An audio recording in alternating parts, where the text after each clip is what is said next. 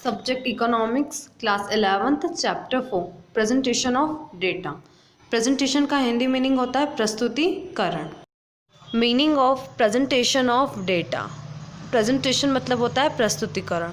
The data collected become useful only when they are arranged, orderly, classified, tabulated, made understandable and attractive. जो data हम collect करते हैं वो हमारे लिए उपयोगी कब होगा? जब हम उसे एक प्रॉपर ऑर्डर में अरेंज करते हैं, प्रॉपर तरीके से हम उसका क्लासीफाई करते हैं टेबल के थ्रू, ताकि वो हमें अच्छे से समझ में आ जाए और एक प्रकार से क्या दिखे, वो अट्रैक्टिव दिखे। Raw data have to pass through all this stages.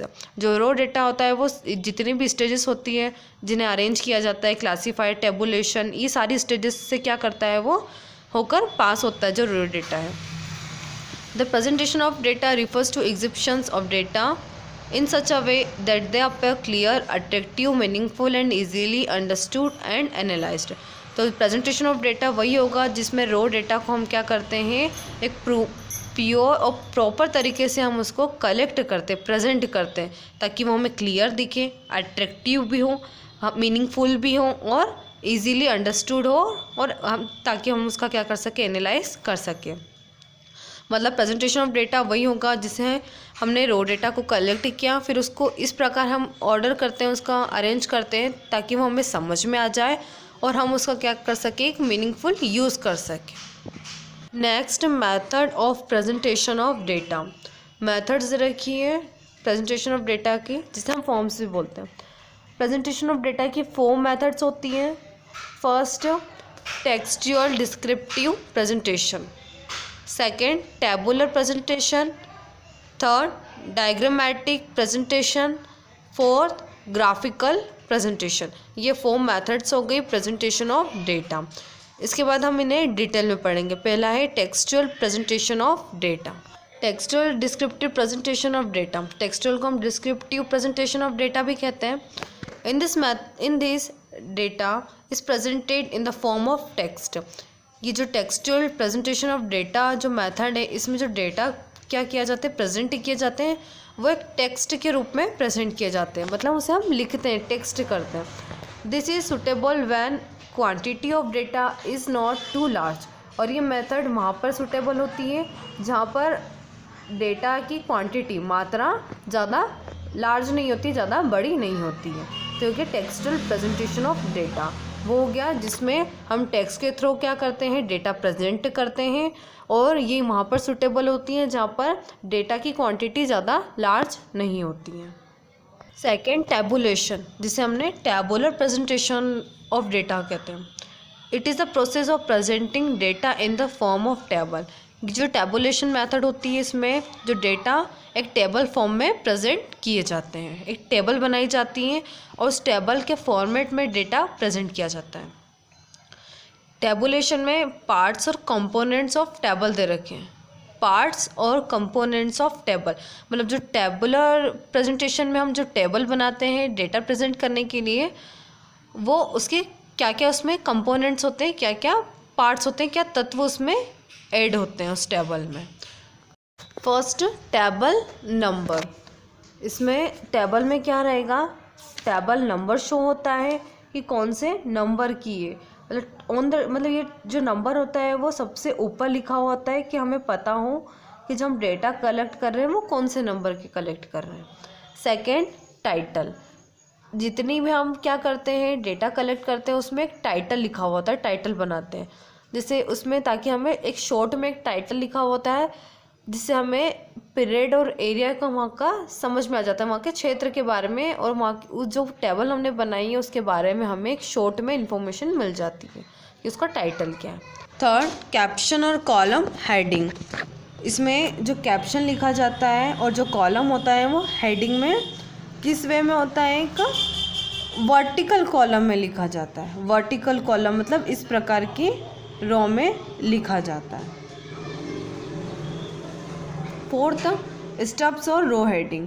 जो फोर्थ वाला है जिसमें टेबल में जो हेडिंग लिखी जाती है वो किस कॉलम में लिखी जाती है, किस साइड से, हॉरिजॉन्टल में लिखी जाती है। हॉरिजॉन्टल मतलब इस प्रकार की लाइन में लिखी जाती है। Fifth, body of the table.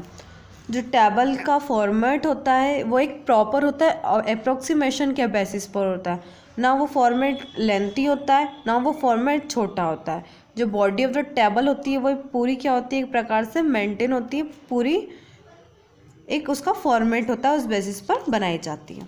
Sixth, unit of measurement.